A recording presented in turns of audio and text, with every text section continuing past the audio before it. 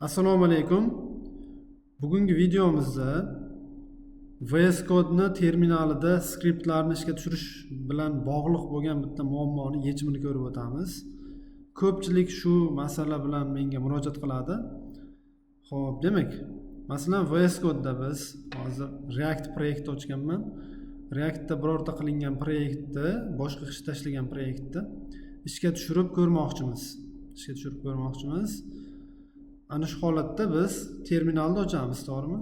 Masalan, terminal, new terminal yoki mana Ctrl Shift keyin shu tilda belgisini, tilda knopkasini bossam ochiladi terminal.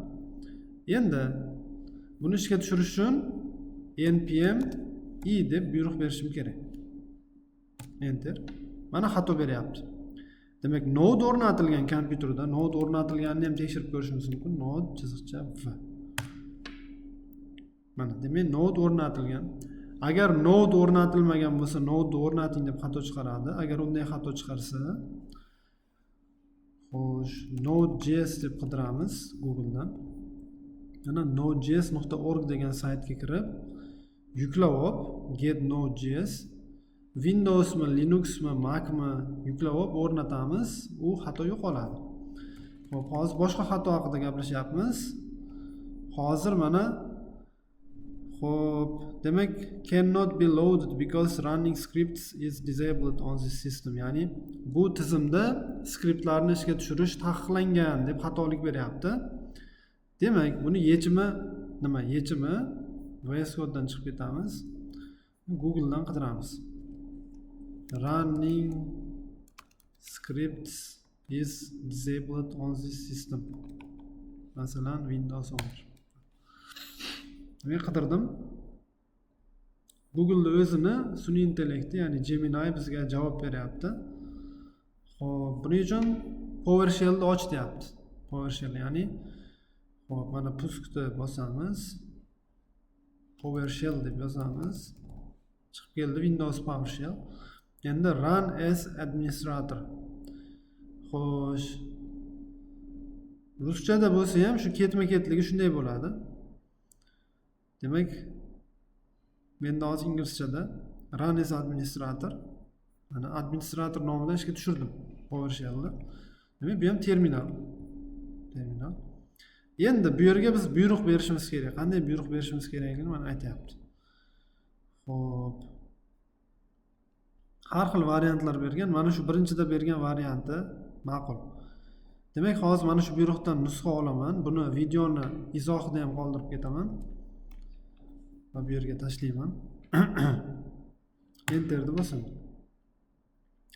Xo'p, mendan so'rayapti. Agar ha bo'lsa, y harfini yozyapti. Demak, y harfini yozaman, katta y. Enterni bosaman. Bo'ldi. Demak, hozir biz skriptlarni ishga tushirishga ruxsat berdik.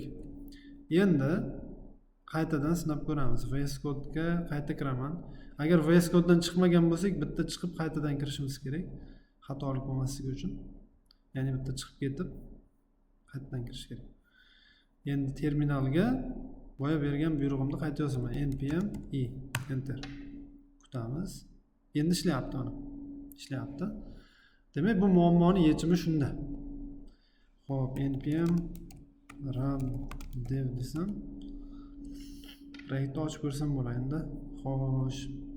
Demak, agar shunday muammo bo'layotgan bo'lsa, bizda yechimi shu. PowerShell orqali hal qilinadi. Xo'p. Bitta narsani aytib o'tib ketishim kerak.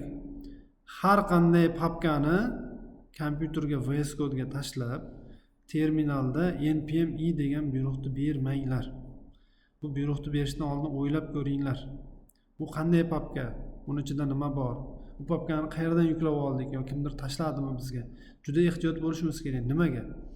Chunki agar u zararlangan papka bo'lsa, biz npm i deganimizda bizning kompyuterimizga zararli skriptlar ham kirib qolishi mumkin. Ya'ni zararli dasturlar.